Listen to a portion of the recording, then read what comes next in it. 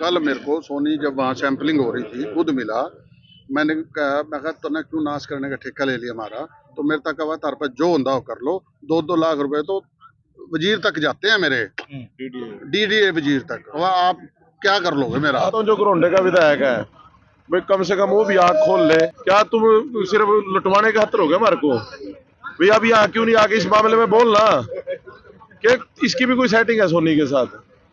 विधायक को इस पर बोलना चाहिए और खुद उसने नोटिस लेना चाहिए भाई उसके क्षेत्र में विधायक है वो, यहाँ से इतनी बड़ी गड़बड़ हो रही। दोस्तों नमस्कार, मैं संजय शर्मा, आप देख रहे हैं 9 PM। इस वक्त हम मौजूद हैं घरोंडा में किसानों ने अब पक्का मोर्चा लगा दिया है। मुद्दा है, आरोप है कि सोनी बीज भंडार के यहाँ से नकली डीएपी बेचा जा रहा है। जब एक किसान ने डीजल की स्मेल होने की बात कही, उसके बाद कृषि विभाग के अधिकारी पहुंचे, सैंपल लिए गए, लेकिन उन सैंपलों से किसान खुश नहीं है। लिहाजा किसानों ने सोनी बीज भंडार पर धरना लगा दिया है। कल से शुरू हुआ ये धरना अब पक्के मोर्चे में तब्दील हो चुका है। किसानों की मांग है कि सोनी बीज भंडार को सील किया जाए, उसके गोदामों को सील किया जाए और लाइसेंस रद्द किया जाए। लेकिन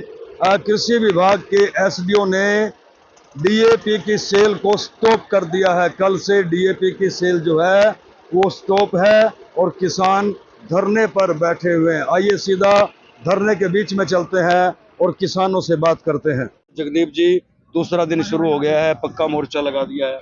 हाँ, दूसरा दिन शुरू हो गया आज यहाँ पर। कल भी पूरा दिन ही आ रहे हैं और आज भी यहाँ पर।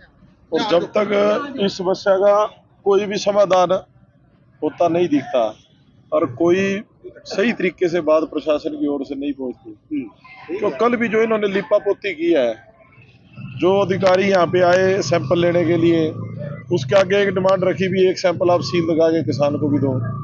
वो भी अपने बेस पे इसकी करवा लेगा जांच, वो उसके लिए तैयार नहीं हुए।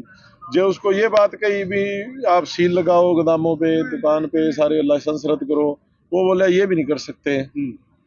तो देखो सीधी सी बात है, यदि ये सारे काम धंधे चल रहे हैं ना, ये हमारे जो बड़े अफसर हैं उनकी देख रेख में और उनके सहयोग से ही चल रहे हैं। बड़ा आरोप लगा रहे हो। हाँ, बड़ा आरोप है। डीडीए क्यों नहीं आता बीच में? मैंने कल भी आरोप लगाया था, डीडीए के पास पावर है इस बार सारा डीएपी भेजने की। सोसाइटियों को डीएपी नहीं दे रहा, वो दे रहा है इन प्राइवेट वालों को। और आप यहाँ पर किसान बन के आ जाना, कोई भी एक भी खाद का कट्टा, केला खाद नहीं मिलेगा। उसके साथ कहेंगे आप बीज लेना पड़ेगा या दवाई लेनी पड़ेगी और खाद फिर निकली। दूसरी बात, डीडीए ने अब जो सरकारी सोसाइटियां हैं उनको खाद नहीं दिया जा रहा, जहां से खाद आम किसान को मिल जाए।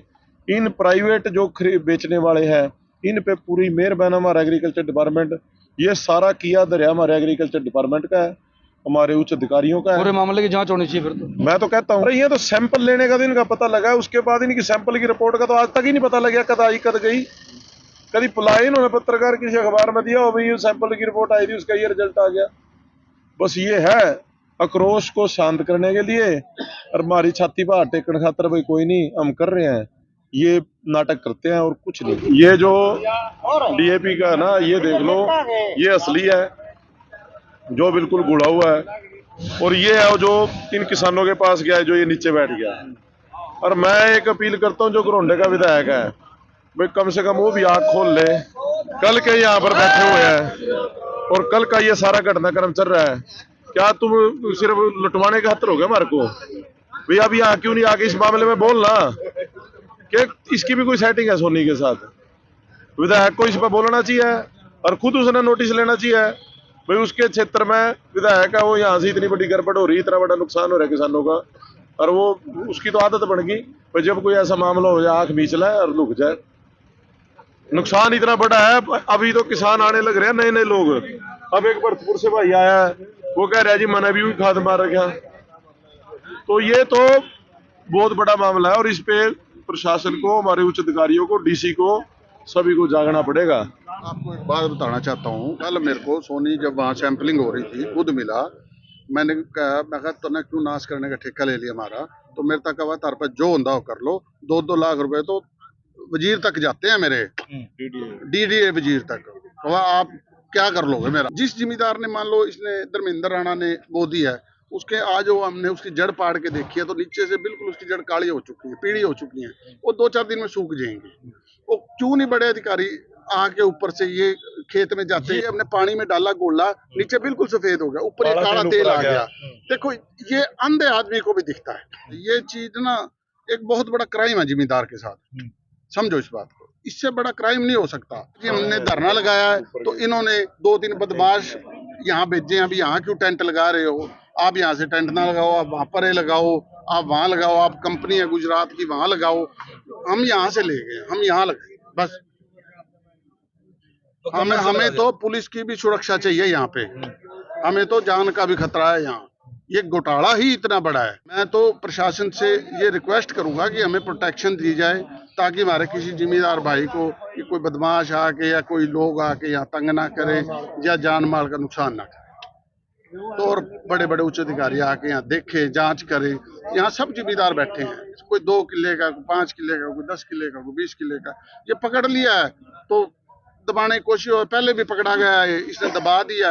अब मैं अपनी जमीन नहीं बेच सकता। भारतीय किसान लड़ाई ने बख्शे नहीं गए और ज्यादा कोई बकवास करेगा आज किसान भवन में लटते रखे तैयार भाई मारेंगे घेर का। तो लूट मार कर यार भाइयों खार देख ले, खार में क्या हाल करे क्या अधीन को तो लट ठाना पड़ेगा, पास लिया किसान को तो नोच के खा लिया ना। तो अब धरना कब तक चलेगा? धरना जब तक हमारी सारी मांगे नहीं मानी जाती। मांग क्या क्या जरा एक बार फिर बता दो। हमारी मांग यही है भाई, एक तो जो कल इन्होंने सैंपल लिए हैं उससे हम संतुष्ट नहीं। एक तो सैंपल हमें ये है भी किसान को सैंपल मिलता, इन्होंने दिया नहीं। दूसरा ये था भी यहाँ पर सील लगाई जाती दुकान पे और लाइसेंस रद्द। और इसके साथ ही खाली एक एसडीओ के भेजने से काम नहीं चलेगा। हमारे और भी बड़े अफसर हैं, डीसी बैठा है, ये उस लेवल का ये यदि घोटाला है, ये इतना बड़ा धोखा है, इसमें तो डीसी को खुद आना चाहिए इन्वॉल्वमेंट हो। और नहीं तो हमारी एसटी बैठी है। धर्मेंद्र राणा आपके साथ क्या हुआ? हमारे साथ भी यही हुआ जी, जो सारे किसान भाइयों के साथ हुआ। मैं इससे 6 कट्टे डीएपी के ले गया था, इसने साथ में 4 बोतलें नैनो की दी थी, कंपलसरी थी भाई ये लेके जाएगा तो ये लेनी पड़ेगी। तो वो ले गया। ऑनलाइन मैंने इसको पेमेंट दे रखी है, खाते से इसके खाते में पैसे डाल रखे हैं, उसकी स्टेटमेंट भी मैंने निकलवा ली है, सारे कागज मेरे पास है। और वो जो खार है वो पूरा का पूरा नकली है, ऐसे का ऐसे। आज मैं सवेरे खेत में गया था, वो मैंने एपी सीडर से बुआई करी, वो वहीं पे बीज डल गया और वहीं पे खाद डल गया।